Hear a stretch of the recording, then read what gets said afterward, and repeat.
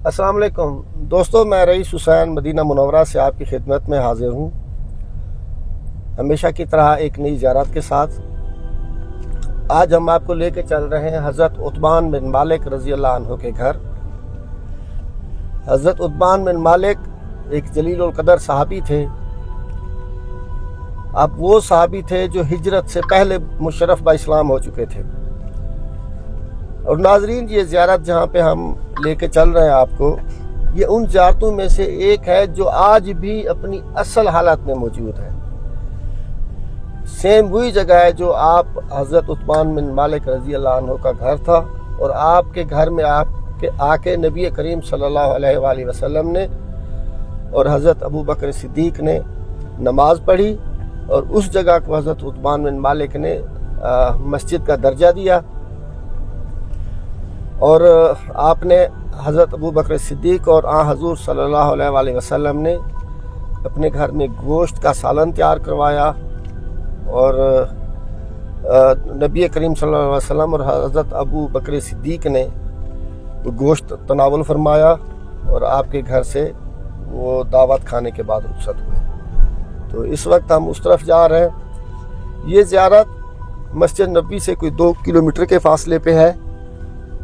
बनी सालिम का जो इलाका था उसमें है, क्योंकि आप भी बनी सालिम से ताल्लुक़ रखते थे। हज़रत उतबान बिन मालिक अंसारी थे, और आपका दर्जा इस हैसियत से भी देख लें कि आपकी अखुवत हज़रत उमर फ़ारूक रज़ी अल्लाह अन्हु से थी।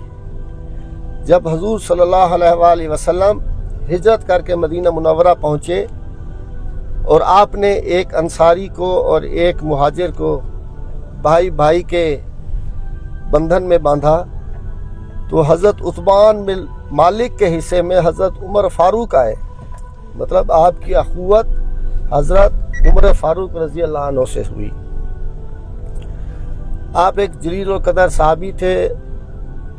आप इस चीज़ का अंदाज़ा इस बात से लगा लें कि हज़ूर सल्लल्लाहु अलैहि वसल्लम के दौर में एक मस्जिद का पेश इमाम होना बहुत बड़ा रुतबा था, और उसके बाद हज़रत उमर फ़ारूक रज़ी अल्लाह अन्हु जैसी हस्ती का भाई होना।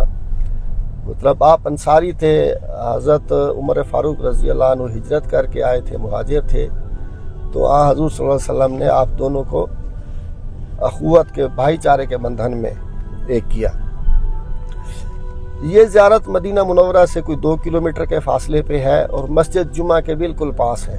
आप पैदल भी आ सकते हैं। जो ट्रैक 310 नंबर गेट से, मस्जिद नबवी के 310 नंबर गेट से सीधा जा रहा है मस्जिद कुबा की तरफ, उस ट्रैक पे अगर आप पैदल चलते हुए आएंगे तो आगे जो सिग्नल आता है उससे आपने लेफ़्ट लेना है, और बिल्कुल कोई 50-60 मीटर के फासले पे लेफ़्ट साइड पे उस सिग्नल से ये हज़रत उतबान बिन मालिक रज़ी अल्लाह अन्हु का घर है, और घर में ही आपकी मस्जिद थी। तो आइए आपको ज़ियारत कराते हैं।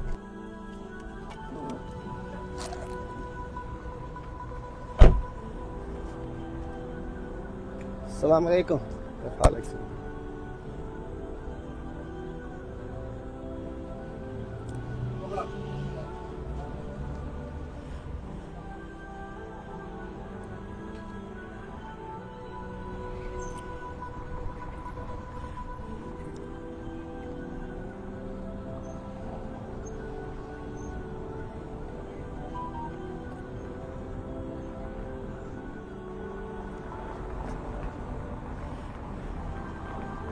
अस्सलाम वालेकुम दोस्तों, इस वक्त मैं उस मुतबर्रक मकाम पे मौजूद हूँ जहाँ पे हज़रत उतबान बिन मालिक रज़ी अल्लाह अन्हु का घर था। ये जगह, ये मकाम मस्जिद जुमा के बिल्कुल सामने है। अगर आप यहाँ पे आना चाहते हैं, ज़ियारत करना चाहते हैं, और मस्जिद नबवी के 309-310 नंबर गेट से जो ट्रैक सीधा आ रहा है उस ट्रैक पे ये सामने सिग्नल है। सिग्नल के बाद लेफ़्ट पे ये तकरीबन कुछ 40 से 50 मीटर के फासले पे है। ये आप हज़रत उतबान बिन मालिक रज़ी अल्लाह अन्हु का घर था। यहाँ पे ये मस्जिद है। ये वो ज़ियारत है जो अपनी असल हालत में आज भी मौजूद है।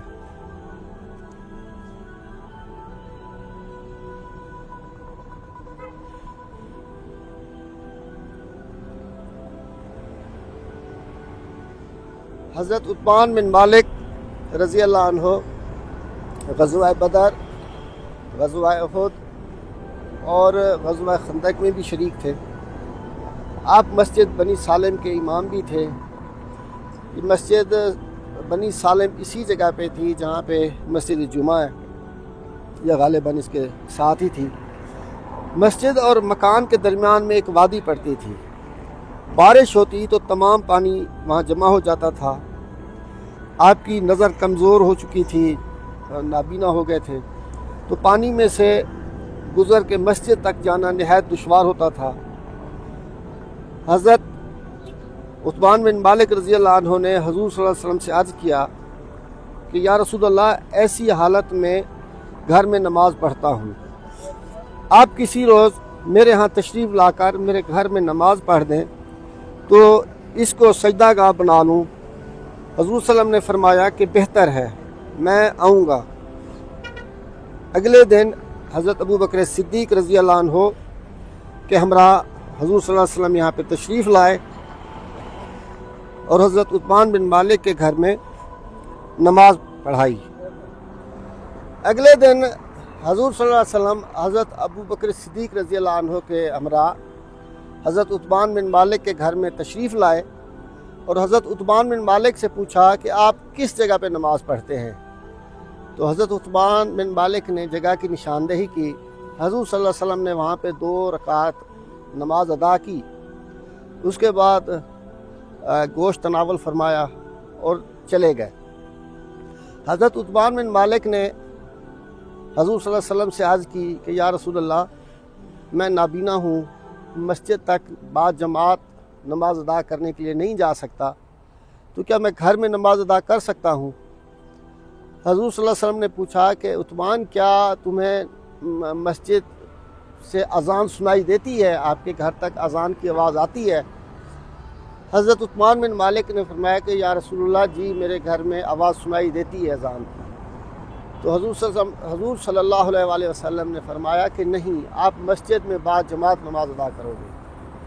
تو ناظرین، نماز کی اہمیت آپ اس بات سے بھی لگا سکتے ہیں کہ حضرت عثمان بن مالک نابینا تھے، آپ کے گھر اور مسجد کے درمیان میں ایک وادی پڑتی تھی، بارش کے دنوں میں پانی جمع ہو جاتا تھا۔ اس کے باوجود حضور صلی اللہ علیہ وسلم نے فرمایا کہ اگر آپ کے گھر تک مسجد کی آواز سنائی دیتی ہے تو آپ پہ لازم ہے کہ آپ بعد جماعت نماز ادا کریں۔ تو حضرت عثمان بن مالک نابینا ہونے کے باوجود مسجد میں بعد جماعت نماز ادا کرنے کے لیے جاتے تھے۔ تو یہ وہ متبرک مقام ہے، ہسٹوریکل مقام ہے حضرت عثمان بن مالک کا گھر، جہاں پہ نبی کریم صلی اللہ علیہ وسلم نے آ کے حضرت ابو بکر صدیق رضی اللہ عنہ کے ساتھ 2 رکعت نماز نفل ادا کی، اور حضرت عثمان بن مالک نے اس ایریا کو مسجد کا درجہ دیا۔ یہ آپ کا گھر بھی تھا، آپ کی مسجد بھی تھی حضرت عثمان بن مالک کی۔ تو اگر آپ یہاں پہ اللہ آپ کو عمرہ پہ لے کے آتا ہے اور یہ زیارت کرنا چاہتے ہیں تو یہ مسجد جمعہ کے بالکل سامنے روڈ کراس کر کے ہے، اور مسجد نبوی سے 309 310 نمبر گیٹ سے اگر آپ پیدل آتے ہیں تو جو پہلا سگنل آتا ہے قباء والے ٹریک پہ، اس سے لیفٹ ہوں گے تو بالکل سامنے یہ زیارت ہوگی، تقریباً 30 سے 40 یا 50 میٹر کے فاصلے پہ الٹے ہاتھ پہ۔ ناظرین، یہ تھا حضرت عثمان بن مالک کا گھر۔ تو انشاءاللہ اگلے ولاگ میں ملتے ہیں کسی اور زیارت کے ساتھ، تب تک کے لیے اجازت دیجیے، اللہ حافظ۔